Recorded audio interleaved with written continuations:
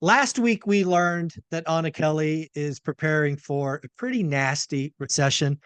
Last week, I told you that I'm leaning towards a rolling recession, which won't be as deep, but certainly will likely be longer. There's a lot of people talking now, even Goldman Sachs saying, folks, the great recession that's been called for just isn't going to show up. We're going to cut rates, we're going to add shock absorbers to the economy, and we are going to have the 1994, soft landing. So I thought we should talk about inflation. We get a CPI print tomorrow. I thought we should talk about GDP, retail, consumers, because it is wild out there. Anna, what's going on? Great. I'll just clarify one thing. I'm not necessarily calling for a nasty recession, but I think you Okay, asked me what's like the lowest I thought the Fed could go, and that's got it. dependent on if we have a nasty recession. So if it got really bad, if banks start to fail, and they are much closer to crisis level than most people know, and I know this from deep, deep data, right? Mhm. Um, the guys that used to be the head of the FDIC, guys that are at the IMF that research banks say we're a category 4 to 5 away from 500 Ooh, banks, collapsing in the next 12 to 24 months. And that's more than collapsed 2009 to 2012. So if we have a banking crisis and they will be quietly merged, most likely, it's not oh going to be yeah. announced that this is the savings and loan crisis 2.0, but if we start to see more distress in banks, regional small banks that really are how the government has pushed money out into small businesses and real estate for years and years and years. If those banks continue to be distressed and their bond values have to be rolled off, they take back more commercial real estate, like we talked about number in one, that creates such a major drag on the economy and a counteractive balance to potential growth that it could keep the economy really flat, if not deeply recessionary for a long time. So I'm preparing for that as a possibility in which the probability of that happening is much, much higher than most people Yeah. think. It's not But not I'm zero. also It's not it's zero. not zero. But I also, and you and I talked about 2 years ago, we started talking about this idea that this very well could be a rolling recession. And in many ways, it has mirrored that pattern where you have sectors that are recessionary. But Mhm. one thing, for example, manufacturing was in a recession, it still is, but healthcare has boomed. Government has hired a lot, and so has healthcare. And then you got all these wonder drugs, right? And so you've got sectors that have come in and out, and you've got GDP that's just barely, is it going to dip? Is it going to go up? And it's just kept afloat because of this rolling type of nature. So I agree with you that it has seemed very much like a rolling recession, but the fact that the consumer is so much more stressed than what we were pre 2008. There's just a lot of consumer debt and very little savings. I Let's think that if let's you let's have poke at that. something, Yeah. just one thing. I think if you Mhm. have something like a banking collapse where credit becomes tighter at the same Yeah. time that Americans already tapped out, that's going to really slow spending in the discretionary stuff. And I think it could be enough. 68% of GDP is consumer spending. And so if the consumer's tapped out and they can't get more access to credit, barring the government coming in and doing what governments do, giving us helicopter money, then it would be very depressionary, right? But guess what I think the government's going to do, Michael? They're not going to let it happen. They're going to do the same thing they did before if we have that level of distress and pump, pump, pump money in the system to keep us just out of recession or get us out of it and claim it's really quickly over. The question is how, is it just flat? Is it stagflationary? I've been saying that word for a while. You and I have. Yeah. It may be. It may be a stagflationary rolling recession that never is technically scary, but yet it doesn't put the American people and our standard of living any better off than we have been, pre-COVID. So I don't really have a base case for this is what this recession is going to end up looking like. My base case is the consumer is stretched. They will become more stretched. There's a lot more things that can happen that could be worse than we think because of how stretched that consumer is. And so I think we have to recognize that as a possibility. Opportunistically say, if it does happen, okay, here's how I'm going to hedge and make money. And if it doesn't happen, great. There's always places to make money. but anyone that is as old as we are, Mhm. we're like 50 years young, right? But anyone that's as old as us or older should have gained the wisdom to say, we do not know where it's going to go. Here's what we think the data showed us could happen, and we have to prepare for that. But your Mhm. guess is as good as mine, whether we technically are even declared to be in a recession, or whether the proverbial soft landing is claimed, despite the fact that the consumer is in a much worse position than we were 4 years ago.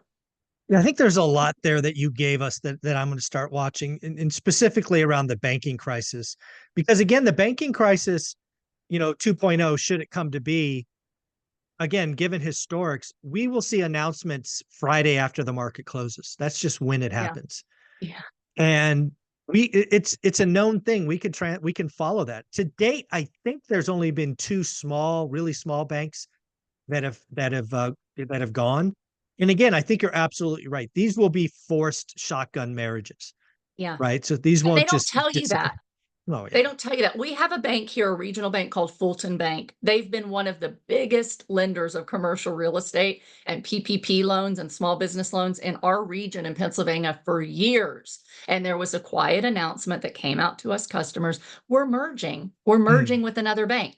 It didn't say we're failing, but if you look on, the websites and guys like Rebel Cole who actually track who's in distress, who are the regulators looking at, they're one of them, right? But it mm, wasn't announced. So it's not in year two, but it's there. And so yeah. more and more the banks are trying to help, quietly negotiate buyouts, and rescues. They're just not going to call them Yeah. that because they don't want the American public to think there is a crisis and pull deposits. That would be, Yeah. self-fulfilling Yeah. We prophecy. we don't need that again. We saw what Yeah, happened with Silicon Valley Bank and First Republic and all of that. Yeah. right. No bank runs.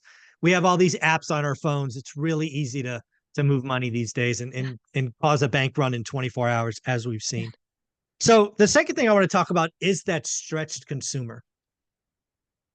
And I want to talk about this under the lens of falling rates. And I just want to play out one particular domino track that might happen, which I'm not going to call good or bad. I'm just like, this could happen. So let's just play the game. Rates come down 100 basis points, 200 basis points by the summer of next year. So not quick, but a quarter point here or there. And bingo, bango, we're down 200 basis points. There is, last time I checked, $18 trillion in tappable equity. The consumer, in my opinion, is rather predictable. If rates get low enough, we will see cash out refis explode. We will Yes. see HELOCs explode. And that's trillions of dollars of savings, dry powder, spending, consumption that could be unlocked in the next couple of years. What do you think about all that? Yeah, that's very true. And that is part of why when you talk about, just going to the rolling recession base case, right? That I do think that that is a very real possibility because consumers that are tapped out right now, they're at the interest rates that they are, refinances are not happening that refis aren't, but home equity loans are still not happening that much. Right. But there are programs that the federal government is pushing to allow people to tap, for example, $10,000 of your equity without an appraisal. Well, if someone's got $10,000 in credit card debt, they're like, yes, sign me up. And they add that as an equity loan without an appraisal and they roll the costs in. And that's great.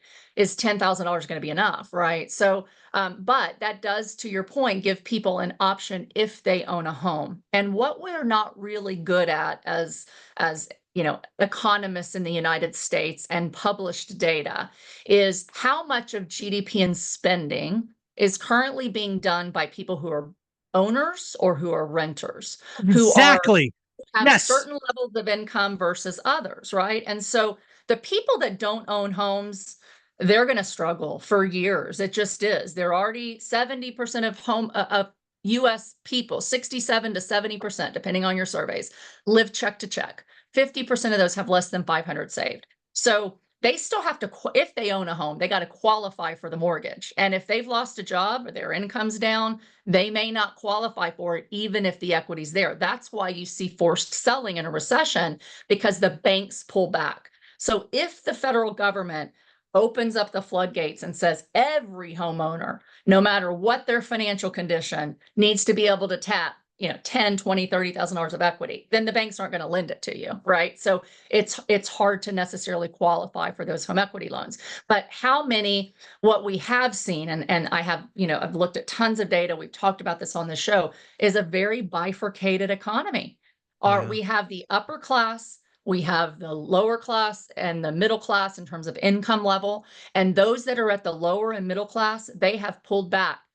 Many of them don't own homes right now. A lot of the middle class does, but the lower income doesn't. So if the lower income isn't spending, the middle income are hesitant, especially if they're W-2 workers and you do have a recession, they may not tap as much as they could. But guess what?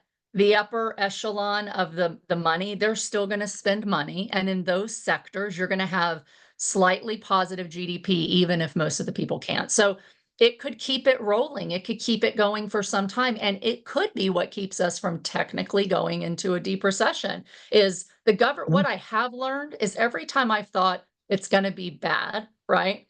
It's rarely as bad as I plan for. And I'll say that I've said on this show, I'm conservative because I have been blindsided. So now I'm like, okay, the probability's higher. What we know for PTSD, sure PTSD. what we know for sure is not what gets us. It's the things Yeah. that we think we know that we Right. don't because we don't know what else could happen. And so Right. I think to that point, you kind of plan for the worst, but the government has gotten, I'm going to get hate for this. They've gotten better. I'm not praising the monetary and fiscal policy of the United States. I think they've created a lot of ups and downs that never would have happened if they would have just let, you know, Yeah. um, Let it cleanse. Let it clean let it itself. play, let it play as it's supposed to, right? Let markets do what they're supposed to do. But what they have done successfully, at least, is temporarily pull us out as quickly as they can, change laws, vote together, give us free money, open up the programs to open up the money to Yeah. get people to spend. And yes, that has trickle down effects. It has Oh, yeah. long-term horrible results, but in the short term, I never underestimate the government's ability to give us money to get us out of debt. And Yeah. so it probably won't get, even if banks fail, as bad as it could because the government is going to do something about Oh, it. yeah. So They'll do that's another bank why term my predictions funding. are out the window, right? I think Yeah. they'll do it. I mean, it's if the recession gets bad, we're going to see more QE, we're going to see low Mhm. rates, it's going to stimulate the economy. We're all going to think it's better, but then a few years down the road, someone's going to pay the piper with national debt and treasuries Yeah. are going to go up and all that. So I don't know what's going to happen, but I can guarantee you the government's going to put their hands in it to make it not as bad as it could be. Yeah, where I'm going with this, that kind of domino series is it, and you said it, but I want to say it again. The asset owners win. And again, even today in the US economy, roughly 67.2% of folks own a home. That's roughly Mhm. the home ownership rate. Yeah, That's more than 2/3 of the economy, right. just above 2/3. So again, what this really comes down to is inflation is a feature, not a bug. Yes. Asset owners win, non-asset owners lose. If you are currently a non-asset owner, your job is to figure out how to become an asset owner, whether that's stocks, real estate, businesses, whatever it is. And ideally set up debt structure as long a term as you can. 30-year fixed is the best. So if you don't own a home, house hack, 203K loan, join the military, get a VA loan. There are lots of ways that you can get on the asset ladder. If you want to grow the middle class, get on the asset ladder. That is that is my big mantra for what I see coming. And that's the lesson I think of the last 4 years. Asset owners win, non-asset owners lose. Absolutely. And I think the other key thing is there, if you want to do well long term, regardless of what the economy is, this is a time to really shift to long-term investing thinking, right? Don't bank on the value add, don't bank on the quick appreciation. Don't buy alligators, as we like to say, that don't cash flow, hoping for upside and appreciation. Over the long term, properties appreciate, asset values go up. But the other thing is you've really got to lock in low interest rates as long as you possibly can, because theoretically, everybody's, said multifamily, go big or go home, right?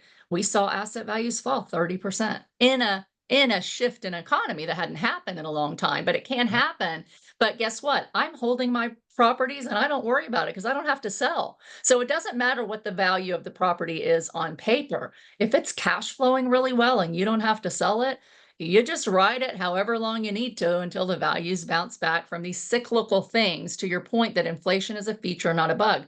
A recession is a feature, not a bug. So even though, the last video was kind of scary because it's like what could happen, I was like, it could get really bad, but it usually is short lived, right? So the great thing about owning real estate, why I bought another single family home this last year when I didn't find a big multi, is because I know I'm in an area that's undersupplied with good quality jobs. People need a place to live. They're always going to pay me rent. It's going to cash flow. And guess what? Over time, you and I went back to that chart from 1970 forward at least. Asset values, inflation adjusted on a single family house go up at least 1% per year. Over Mhm. time, you're going to be really happy holding real estate. I'm bullish on real estate. I still want more. I've got a lot and I still want more. And I'm going to buy more if we have hard times. So, yeah, buy assets. That's probably the most important takeaway we could say. Buy assets with low rate long term debt that cash flow. And over time, you're going to do really, really well and do it only in really great areas. I think that's the other really important part. Awesome. Anna, where can people find you? You can find me here on your show, social media, Anna Kelly, REI Mom, and for real estate coaching, consulting, and opportunities for accredited investors, you can find me at annakellyinvesting.com. Anna, you're amazing. Have a great week. Thank you. You too.